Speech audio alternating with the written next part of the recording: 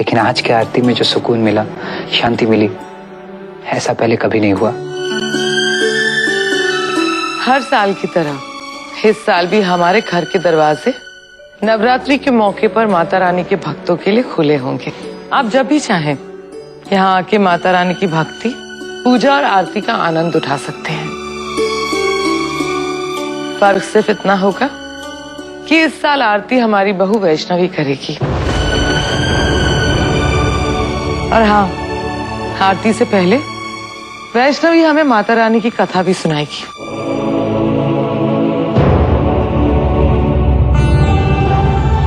ऐसे हैरानी से मत देखो बेटा, मैं जानती हूँ कि हम सब नवरात्रि मनाते हैं, लेकिन उसके पीछे कौन सी कथा है, कौन सा भक्ति का रहस्य है, ये नहीं जानते।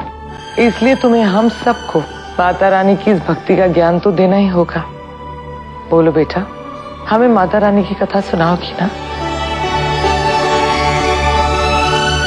आप सब लोग हमारे घर माता रानी की कथा सुनने के लिए आमंत्रित हैं। तो भेंट होगी शाम की आरती के वक्त। जय माता दी। जय माता।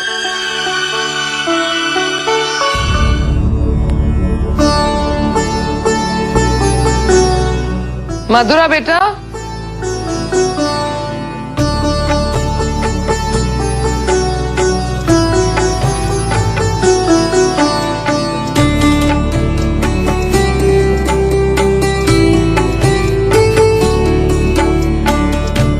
अरे वैष्णवी,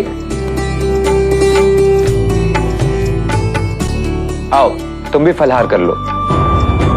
जी नहीं, आज मेरा उपवास है।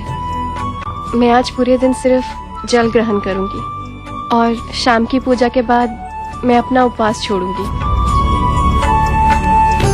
लेकिन वैष्णवी। वंश, आप चिंता मत कीजिए, मुझे बचपन से इसकी आदत है। मैं बिल्कुल ठीक हूँ।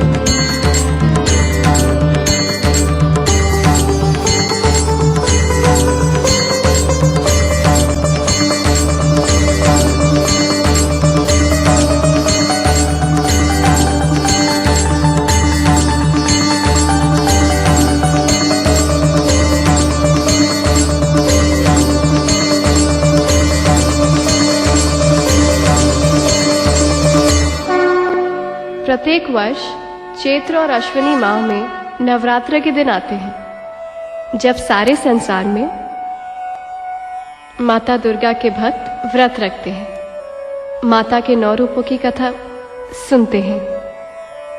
आज मंगलवार 30 सितंबर अश्विनी शुक्ल पक्ष की प्रतिपदा है। नवरात्र के पहले दिन माता शैलपुत्री की उपासना की जाती है। तो आइए माता शैलपुत्री की आराधना करते हैं। वंदे वांछित लाभाय चंद्रार्ध शेखरं वृषारूढां शूलधरा शैलपुत्री यशाश्विनी।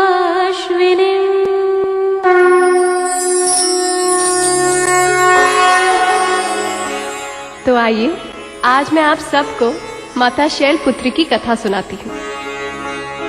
प्राचीन समय की बात है। एक बार देव असुर के संग्राम में देवताओं की सेना असुरों से हार गई थी। देवराज इंद्र और समस्त देवताओं ने मिलकर